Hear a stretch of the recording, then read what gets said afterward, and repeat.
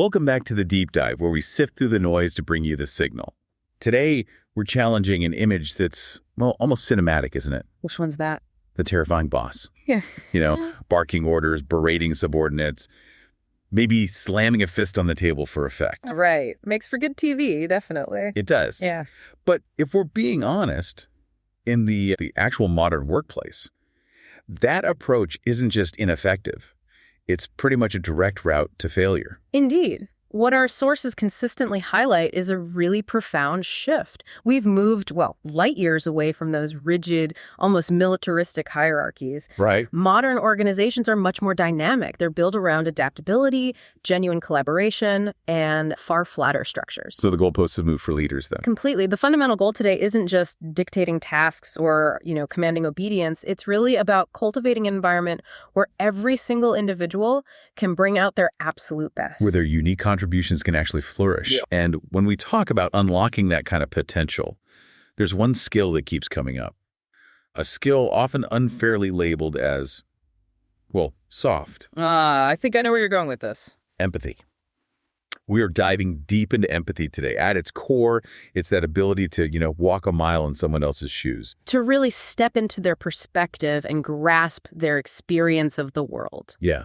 Think about that phrase, read the room, that intuitive sense. That's empathy in action, absolutely. And it's so crucially needed right now. Couldn't agree more. So our mission today really is to uncover why this capacity to understand others isn't just a pleasant personality trait.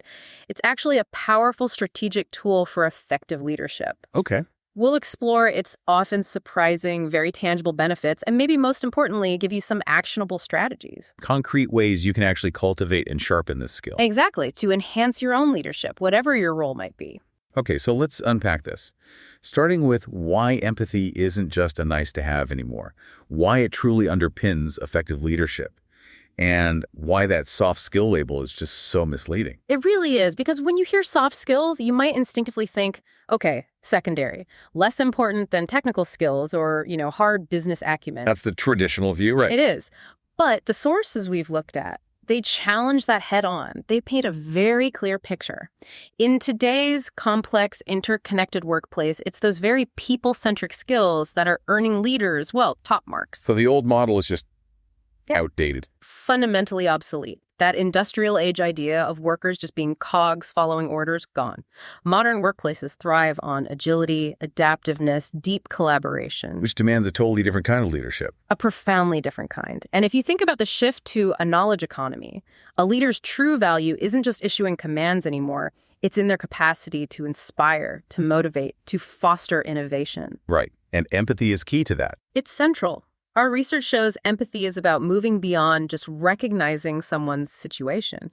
It's genuinely putting yourself in their shoes, relating to their experience, and understanding the why. The why behind their behavior or decisions. Exactly. Not just what they do, but the motivations, the pressures, the aspirations driving them, this deeper understanding. Well, that becomes the bedrock for truly informed decision-making. Like that read the room idea again. If you can't do that, you're flying blind.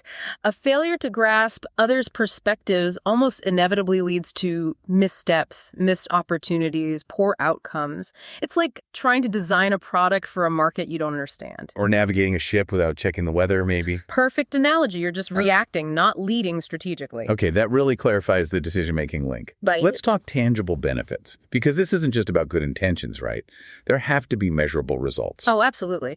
And the sources show some pretty compelling advantages. Like what? For instance, empathetic leaders are exceptionally skilled at retaining high-quality staff. That's huge, especially now. It is huge. In today's talent market, the cost of turnover is just astronomical, sometimes 1.5 to 2 times an employee's salary when you factor everything in recruitment, training, lost productivity. Wow. So keeping your best people is a massive win, financially and operationally. Massive. When employees feel genuinely understood and valued, they don't just stay, they thrive. And I imagine that has knock-on effects. Profound ones.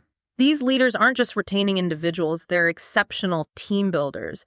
They foster what the research calls psychological safety. Psychological safety, meaning? Meaning an environment where team members feel comfortable taking risks, admitting mistakes, sharing unconventional ideas without fear of being, shot down or embarrassed. Okay, that transforms a group into a real team. A cohesive, high-performing unit. More innovative, more resilient. And there's another layer, too.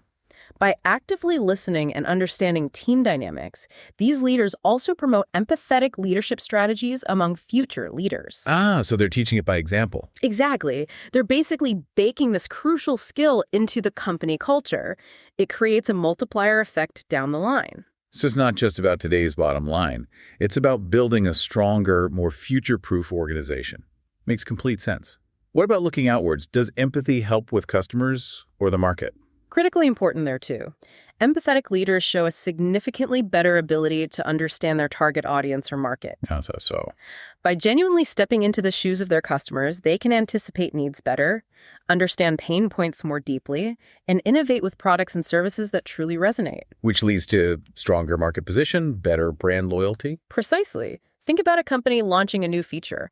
Instead of just focusing on specs, the leadership team spends real time engaging with users, listening to their workflows, their frustrations. That empathetic understanding lets them solve a real problem. Not just the theoretical one. And finally, maybe most strategically, empathetic leaders just show an improved capacity to predict the outcomes of critical decisions. How does that work?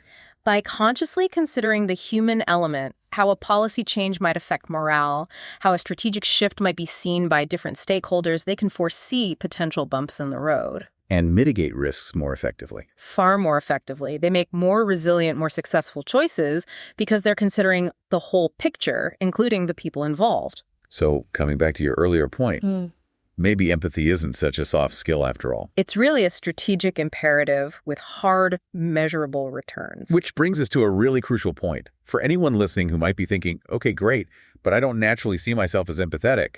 What then? That's a common feeling, but our sources are incredibly reassuring on this. Empathy is absolutely a skill. Something that can be learned. Yeah. Developed. Exactly. Learned, developed, honed, just like any other leadership competency. It's not some fixed trait you either have or you don't. That's good news. It is. And companies are actually investing heavily in this now. Dedicated courses, coaching programs, all designed to help leaders build this specific capability. It demystifies it, makes it actionable. Precisely. So the big question becomes, how do we actually do this? How do we find that inner empathy? Right, the practical steps. Our sources lay out 4 clear, actionable pathways. The first one is foundational, but often overlooked. Learn to listen. And you mean really listen, not just wait to talk. Exactly. Truly listen, not just hear. It goes beyond passively absorbing info. It means actively seeking input from your teams. Making a real effort to understand not just what they're saying, but how they're saying it and what might be unsaid, asking clarifying questions, reflecting back what you heard. Showing you genuinely value their expertise, their engagement. Seeing them as partners in solving problems, not just subordinates. And the impact of that kind of deep, active listening. Our sources say it's profound. Absolutely. When leaders are truly open, when they actively seek out diverse perspectives, people don't just feel heard, they feel valued. Which makes them more likely to bring ideas forward. Significantly more likely. They bring innovative ideas, proactive solutions. They shift from being followers to engaged contributors. And crucially, they'll be more likely to stick around. Connecting back to retention. Directly impacts those retention rates because they feel their contributions genuinely matter. It creates this powerful, virtuous cycle. Trust builds collaboration, which builds more trust. Okay, listening is step 1. What's the second pathway? The second is to consciously embody others' perspective. Embody, meaning go beyond just intellectual understanding. Exactly. Making a deliberate, concerted effort to try and feel what others might be experiencing and to understand why they hold certain attitudes or make certain decisions. Really stepping into their shoes. Not just as an observer, but trying to feel it from their side. This isn't about agreeing with everyone, let's be clear. Right. It's about understanding their internal landscape. Yes. So, for example, if a team member is consistently underperforming, an empathetic leader wouldn't immediately jump to conclusions or discipline. They try to understand the why first. Exactly. What might be happening here in their role outside of work? Are they overwhelmed? Missing resources? Facing a personal challenge? That perspective taking gives you the context. It lets you address root causes, not just symptoms. And a really practical tip our sources offer. Oh. If you're genuinely struggling to get a read on someone, or maybe their background is very different from yours, Just ask. simply ask. Approach it with genuine curiosity, not judgment. Help me understand your perspective on this, or what's driving your concern here. That opens up dialogue, bridges gaps. Especially important when dealing with experiences less familiar to you. It shows respect. That's such a powerful point about just asking with curiosity. Mm-hmm. It highlights that empathy isn't mind reading. Not at all. It's actively seeking to understand. Okay, so listen deeply, embody perspectives with pathway number 3. Make yourself genuinely available. This is about being the kind of leader who doesn't just say, my door is always open, but actually demonstrates it. Walks the talk. Creates an environment where people feel genuinely welcome and safe to approach you with questions, concerns, ideas, without hesitation or fear of being dismissed or judged. And this availability, it's more than just a literal open door, I assume. Oh, much more. It means being a visible, engaged presence. Not just physically there, but mentally accessible. Showing you're invested. Demonstrating through your actions that you are deeply invested in your team's work, their challenges, their successes. Think about a leader who schedules regular, informal check-ins. Or who joins brainstorming sessions not just to direct, but to listen and contribute. Exactly. That kind of consistent presence signals you're not just an authority figure, you're a supportive partner. It builds trust and approachability. Much better than just bossing people around from an office down the hall. Worlds apart. It encourages that open communication we talked about. I can absolutely see how that active presence builds real trust. Okay, brings us to the 4th pathway. The 4th one is fascinating. Actively make empathy an office buzzword. A buzzword. How does that work? It highlights the power of language and culture in shaping behavior. By consciously, consistently talking about empathy, its value, its importance in the workplace, you elevate it. You give it validity, signal that it matters. You signal it's not just a secondary trait, but a core value, something that's actually noticed and, frankly, rewarded within the organization. And that has a ripple effect. A remarkable one.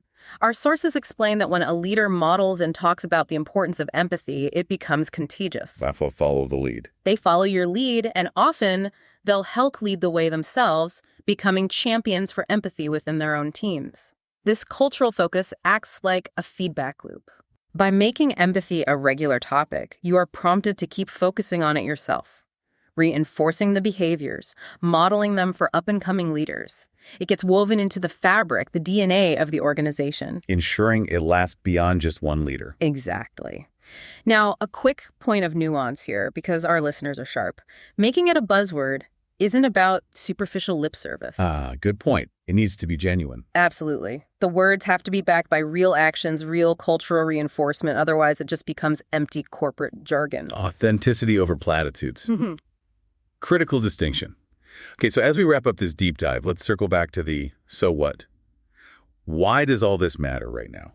Well, as the world keeps navigating this increasingly complex and uncertain future, the need for empathetic leadership has never been more vital, never more valuable. It's not just about managing anymore. It's about helping individuals and whole organizations truly thrive amidst change and ambiguity. And the leaders who get this, who really take the time to listen, understand, connect. With their employees, their customers, their audiences. They're not just getting the right kinds of results for their organizations, productivity, profit, all that. They're doing more. What more? They're actively helping to cultivate a more resilient, more collaborative, and ultimately a more empathetic workplace. Which has a broader impact. It contributes to a more understanding and connected world for all of us. It's a bigger picture win. That's a powerful thought. And it leaves us with something for you, the listener, to consider. Building on that idea of making empathy a conscious value, maybe even a buzzword in the office. How might you bring that same intentional focus on understanding and perspective taking into other areas of your life? Beyond work, you mean? Exactly.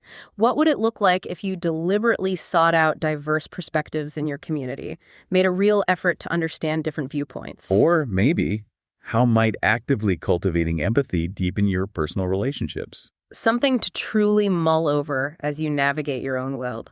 That's all for this deep dive. We'll catch you next time.